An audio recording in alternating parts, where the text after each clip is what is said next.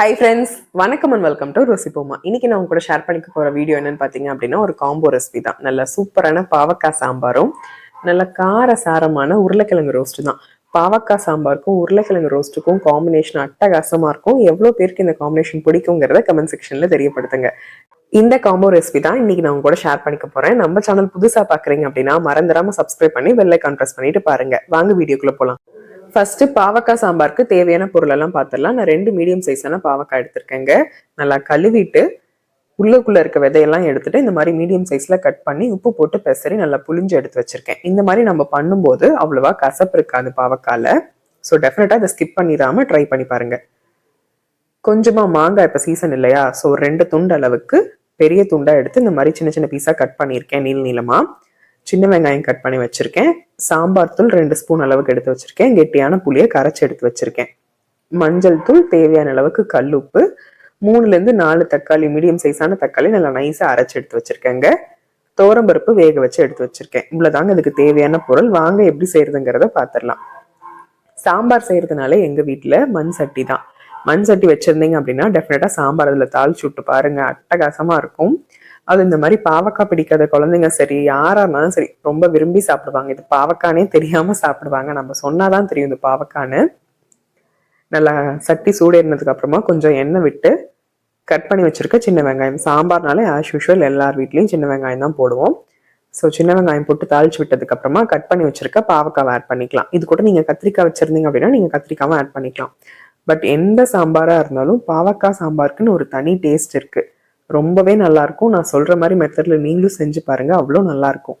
சுடுசாதத்துல சாம்பார் ஊற்றி லைட்டா நெய் விட்டு இந்த உருளைக்கிழங்கு ரோஸ்டோட சாப்பிடும்போது அவ்வளோ அருமையா இருக்குங்க. இது நல்லா வதங்கிறதுக்காக நம்ம மஞ்சள் தூளும் தேவையான அளவுக்கு கல்லுப்பும் நம்ம இப்பவே ஆட் பண்ணிக்க போறோம். போட்டு நல்லா மிக்ஸ் பண்ணி விட்டுக்கலாம். காய் நல்லா வதங்கட்டும். நம்ம ஆல்ரெடி பாவக்காவை கட் பண்ணதுக்கு அப்புறமா உப்பு போட்டு நல்லா பெசரி எடுத்து புளிஞ்சுதான் எடுத்து வச்சிருக்கோம். ஸோ இந்த மாதிரி நம்ம பண்ணும்போது அதுல இருக்க புளிப்பு, அந்த கசப்பு தன்மையெல்லாம் எடுத்துரும். ஒரு சிலர் தயிர் ஊற்றி எல்லாம் ஊற வைப்பாங்க. அந்த மாதிரி பண்றதுக்கு பதிலாக நீங்க இந்த மாதிரி உப்பு போட்டு நல்லா பெசரி புளிஞ்சு எடுத்து வச்சுக்கிட்டீங்கனாலே போதும். ரொம்பவே நல்லா இருக்கும், டேஸ்டாவும் இருக்கும் சாம்பார். காய் நல்லா வதங்கிருச்சு. நீங்க நாட்டு பாவக்காய் கிடைச்சது அப்படின்னா டெஃபினட்டா ட்ரை பண்ணி பாருங்க. இதே மாதிரி மெத்தட்ல உப்பு போட்டு நல்லா பெசரி வச்சுட்டு செஞ்சு பாருங்க, சூப்பரா இருக்குங்க. அரைச்சு வச்சிருக்க தக்காளி பேஸ்ட்டையும் ஊத்திடலாம். நல்லா மிக்ஸ் பண்ணி விட்டுக்கலாம். பாவக்காய் தக்காளி எல்லாம் நல்லா ஒன்று சேர இதாகட்டும். நம்ம ஜென்ரலா வைக்கிற சாம்பார் மாதிரி தான் இந்த சாம்பாரும். பட் புளிப்பு மட்டும் கொஞ்சம் சேர்த்து ஊற்றும் போது பாவக்காய்க்கு நல்லா சூப்பரா இருக்கும் டேஸ்ட். அந்த கசப்பு தன்மையே இருக்காது. ரொம்பவே நல்லா இருக்கும். குழந்தைங்க கூட விரும்பி சாப்பிடுவாங்க. தக்காளி நல்லா வதங்கட்டும். ஒரு மூடி போட்டு வச்சிடலாம். ஒரு 7 மினிட்ஸ் நல்லா குக் ஆகட்டும். ஓப்பன் பண்ணி பார்த்துடலாம். பாருங்க, தக்காளி எல்லாம் நல்லா சூப்பரா வதங்கிருச்சு. தண்ணி எல்லாம் நல்லா ட்ரை ஆயிடுச்சு. இந்த டைம்ல நம்ம சாம்பார் தூள் ஆட் பண்ணிக்கலாம். இது வந்து வீட்டுல அரைச்ச சாம்பார் தூள் தான். நிறைய பேர் ரெசிபி கேட்டிருந்தீங்க. நான் ஆல்ரெடி நம்ம சேனல்ல போட்டேன், கீழே கூட கொடுக்குறேன், தேவைப்படுறவங்க செக் பண்ணி பாருங்க. வீட்டுல அரைச்ச சாம்பார் தூள் 2 ஸ்பூன் ஆட் பண்ணிருக்கேன். சாம்பார் தூள் இல்லை அப்படின்னா நீங்க குழம்பு மிளகாய் தூள் ஆட் பண்ணிக்கலாம். கரைச்சி வச்சிருக்க புளி ஆட் பண்ணிக்கலாம். நல்லா மிக்ஸ் பண்ணி விட்டுக்கலாம். புளி வந்து நான் கொஞ்சமா தான் எடுத்தேன், சின்ன சைஸ் புளி தான் எடுத்தேன். நல்லா கரைச்சி ஆட் பண்ணிக்கிட்டேன். மாங்காய் போடுறதுனால நான் புளி அவ்வளவா ஆட் பண்ணலங்க. புளியை விட இந்த மாதிரி மாங்காய் தக்காளி சேர்த்தும் போது அது ஒரு டேஸ்டா இருக்கும். நல்லா மிக்ஸ் பண்ணி விட்டுட்டு காய் முழுகிற அளவுக்கு நம்ம தண்ணி ஊற்றி மூடி வச்சிடலாம். இது நல்லா கொதிச்சு இந்த பச்சை வாசம் எல்லாம் போய் நல்லா காய் வெந்து வரட்டும். ஒரு 4 மினிட்ஸ் லோ டு மீடியம் ஃப்ளேம்லேயே நல்லா குக் ஆகட்டும். அது இல்லாமல் நம்ம சட்டியில செய்யறதுனால நல்லா சூடாக தான் இருக்கும், நல்லா கொதிச்சுட்டு தான் இருக்கும், நல்லா சீக்கிரமா குக் ஆகிடும். 2 மினிட்ஸ் ஒன்ஸ் ஓப்பன் பண்ணி நல்லா கிளறி விட்டுக்கலாம். ஒரு 4 மினிட்ஸ் ஆயிடுச்சு. பாருங்க, நல்லா குக் ஆயிடுச்சு பாவக்காய். தண்ணி நம்ம ஊத்துனதெல்லாம் ஓரளவுக்கு சுண்டிடுச்சு. இப்போ திட்டமா இருக்கு. இப்போ வந்து நம்ம வேக வச்சிருக்க பருப்பு ஆட் பண்ணிக்கலாம். நான் வந்து துவரம்பருப்புல மஞ்சத்தூள், விளக்கெண்ணெய், 4 பல்லு பூண்டு அவ்வளவுதாங்க போட்டு வேக வச்சு எடுத்து வச்சிருக்கேன். நல்லா கடைஞ்சு விட்டு எடுத்து வச்சிருக்கேன். நீங்கெல்லாம் பருப்பு வேக வைக்கும் போது என்னென்ன போடுவீங்கிறத சொல்லுங்க. பெருங்காயம் வந்து நான் பருப்புல போட்டு வேக வைக்க மாட்டேன். குழம்பு தாளிச்சுடுவோம் இல்லையா, அப்பதான் நான் பெருங்காயம் போடுவேன். அவ்வளவுதாங்க. ஓரளவுக்கு திக்கா இருக்கு. இப்ப நம்ம தண்ணி ஊற்றி கன்சிஸ்டன்சி அட்ஜஸ்ட் பண்ணிக்கலாம். மாங்காய் வந்து நல்லா கொதி வந்ததுக்கு அப்புறம் தாங்க போடணும். குழம்புக்கு தேவையான அளவுக்கு நம்ம தண்ணி ஊற்றி கன்சிஸ்டன்சி அட்ஜஸ்ட் பண்ணிக்கலாம். இந்த டைமில் நீங்கள் உப்பு போட்டுக்கோங்க.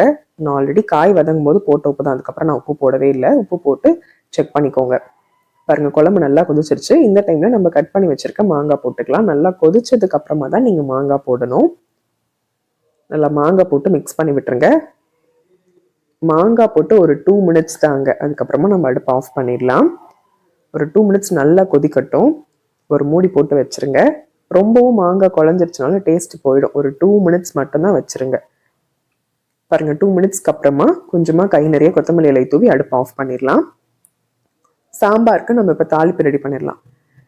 கொஞ்சமாக எண்ணெய் விட்டு கடுகு, சீரகம், பெருங்காயம், கருவேப்பிலை, வரமிளகாய், ஆஸ் யூஷுவல் நார்மல் தாளிப்பு தாங்க. தாளித்து எடுத்து வச்சாச்சு. இப்போ நம்ம உருளைக்கிழங்கு ரோஸ்ட் எப்படி செய்யறதுங்கிறத பார்த்துடலாம் வாங்க. உருளைக்கிழங்கு ரோஸ்ட் எப்படி செய்யறதுங்கிறத பார்த்துடலாமாங்க.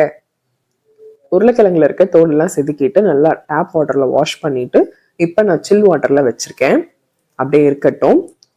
நம்ம கட் பண்ணும்போது நம்ம தண்ணியிலேருந்து எடுத்துக்கிட்டாலே போதுங்க. கட் பண்ணதுக்கு அப்புறமா நீங்கள் தண்ணியில் போட வேண்டாம். கட் பண்ணுறதுக்கு முன்னாடி நல்லா சில் வாட்டரில் வச்சுருங்க. மீடியம் சைஸான உருளைக்கிழங்கு எடுத்திருக்கேன். ரொம்ப திக்காவும் இல்லாமல் ரொம்ப தின்னாவும் இல்லாமல் மீடியம் சைஸில் நீங்கள் கட் பண்ணிக்கோங்க. இதே போல் எல்லா உருளைக்கிழங்கையும் கட் பண்ணி எடுத்துக்கலாம். இதுக்கு ரொம்ப சிம்பிளான மசாலா தான் நான் யூஸ் பண்ண போகிறேன். வாங்க அதையும் எப்படிங்கிறத பார்த்துடலாம். ஒரு மிக்சிங் பவுல் எடுத்துக்கலாங்க. ரொம்ப பேசிக் ஸ்பைசஸ் தான் ஆட் பண்ண போகிறேன். 1/4 டீஸ்பூன் அளவுக்கு மஞ்சள் தூள், 1 டேபிள் ஸ்பூன் அளவுக்கு காஷ்மீரி சில்லி பவுடர் கலருக்காக யூஸ் பண்ணுறேன். காரத்துக்காக 1 டேபிள் ஸ்பூன் வரமிளகாய் தூள் ஆட் பண்ணியிருக்கேன். இது கூட நமக்கு தேவையான அளவுக்கு உப்பு ஆட் பண்ணிக்கலாம். ரொம்ப ரொம்ப சிம்பிள், இவ்வளோதான். இது கூட நான் இஞ்சி பூண்டு பேஸ்ட் ஃப்ரெஷ்ஷாக அரைச்சி ஆட் பண்ணிக்க போகிறேன். பூண்டு 6 பல் எடுத்தீங்க அப்படின்னா 1 இன்ச் அளவுக்கு இஞ்சி எடுத்துக்கோங்க, அவ்வளோதான் அளவு. நல்லா நைஸாக அரைச்சிட்டு தண்ணியே ஊற்ற வேண்டாம். நல்லா மிக்ஸ் பண்ணி விட்டுக்கலாம். நீங்கள் தேவைப்பட்டால் மிளகுத்தூள், சீரகத்தூள் எல்லாம் ஆட் பண்ணிக்கலாம். நான் அதெல்லாம் எதுவுமே போடல.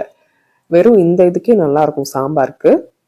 காரம் மட்டும் கொஞ்சம் சுருக்குன்னு இருக்கும்போது ரொம்பவே நல்லாயிருக்கும். உருளைக்கிழங்கு ஜென்ரலாகவே உருளைக்கிழங்குக்கு காரம் கொஞ்சம் சுருக்குன்னு இருந்துச்சு அப்படின்னா நல்லா டேஸ்ட்டாக இருக்கும்.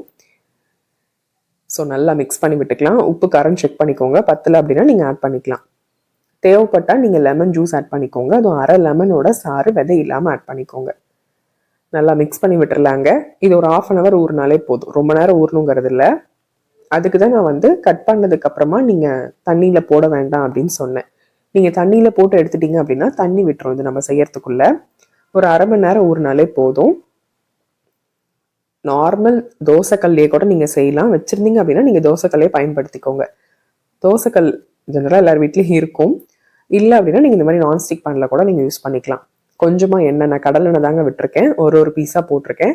லோ டு மீடியம் ஃப்ளேமில் நல்லா குக் ஆகட்டும். ஒரு 3 மினிட்ஸ் அப்படியே குக் ஆகட்டும். நல்லா ஓரளவுக்கு குக் ஆனதுக்கு அப்புறமா திருப்பி விட்டுருக்கலாம். ஒன்னொன்னா தான் திருப்பி விடணும். 2 சைடும் நல்லா குக் ஆகட்டும். இதே மாதிரி நீங்க வாழைக்காய் கூட பண்ணலாம். ரொம்பவே நல்லா இருக்கும். ஒன்னொன்னா திருப்பி விட்டுக்கலாம். ஓரளவுக்கு குக் ஆனதுக்கு அப்புறமா நீங்க சர்வ் பண்ணும்போது லைட்டா பெப்பர் பவுடர் இல்ல சாட் மசாலா தூவி சர்வ் பண்ணுங்க. ரொம்பவே நல்லா இருக்கும். 2 சைடும் நல்லா குக் ஆகட்டும். அடுப்பு ரொம்ப ஹை ஃப்ளேம்ல வைக்க வேண்டாங்க. உருளைக்கிழங்கு சீக்கிரமா குக் ஆயிடும் இல்லையா? ஸோ லோ டு மீடியம் ஃப்ளேம்ல நல்லா குக் ஆகட்டும். நம்ம இஞ்சி பூண்டு பேஸ்டா போட்டிருக்கனால நல்லா ஃப்ளேவர்ஃபுல்லா மனமா நல்லா இருக்கும். என்னோட ஹஸ்பண்ட் மாதிரி உங்க ஹஸ்பண்டும் பாவக்காய்லாம் பிடிக்கல அப்படின்னா நீங்க டெஃபினட்டா இந்த மாதிரி பாவக்காய் சாம்பார் செஞ்சு கொடுங்க. மற்ற எந்த ரெசிபி செஞ்சாலும் இது பாவக்கான்னு கண்டுபிடிச்சிருவாங்க. ஆனா சாம்பார்ல போடும்போது டெஃபினட்டா கண்டுபிடிக்க முடியாது. நான் இந்த மாதிரி தான் 3 வருஷமா ஏமாத்திட்டு இருக்கேன். நீங்க எல்லாம் என்ன பண்றீங்கிறத கமெண்ட் செக்ஷன்ல தெரியப்படுத்துங்க. அப்படி உங்க ஹஸ்பண்ட் எல்லாம் சாப்பிட்ற மாதிரி இருந்தாங்க, நான் தான் சாப்பிட மாட்டேன் அப்படின்னா டெஃபினட்டா செஞ்சு சாப்பிடுங்க. ரொம்பவே நல்லா இருக்கும். இது பாவக்கான்னு நம்ம சொன்னாதாங்க தெரியும். கசப்பே இருக்காது, கொஞ்சம் கூட கசப்பு இருக்காது. ட்ரை பண்ணி பாருங்க. அதுக்கு மேட்சிங்காக நம்ம இந்த மாதிரி உருளைக்கிழங்கு ரோஸ்ட் செய்யும்போது இன்னுமே நல்லா இருக்கும் காம்பினேஷன். எவ்வளோ பேர் ட்ரை பண்ணியிருக்கீங்க அப்படிங்கிறது கமெண்ட் செக்ஷனையும் கூட தெரியப்படுத்துங்க. குழந்தைங்களுக்குலாம் இப்போ சம்மர் சீசன் ஸ்டார்ட் ஆயிடுச்சு, லீவ் விட்டுருப்பாங்க. ஸோ நீங்கள் இதே மாதிரி காம்பினேஷனில் வீட்டில் செஞ்சு கொடுங்க. லைட்டாக மேலே பெப்பர் மட்டும் தூவி சாப்பிட்டு பாருங்க, அட்டகாசமாக இருக்குங்க. இந்த பாவக்காய் சாம்பாருக்கும் இந்த உருளைக்கிழங்கு ரோஸ்ட்டுக்கும் காம்பினேஷன் வேறு லெவலில் இருக்கும். நான் ஃபீல் பண்ணதை நீங்களும் ஃபீல் பண்ணி பாருங்க. உங்களுக்கு இந்த ரெசிபி பிடிச்சிருக்கும்னு நினைக்கிறேன். பிடிச்சிருக்கு அப்படின்னா மறந்துடாமல் ருசிபோமாவை ஃபாலோ பண்ணிக்கோங்க. இதே மாதிரி இன்ட்ரெஸ்டிங்கான ரெசிபிஸோட வரேன். பாய்.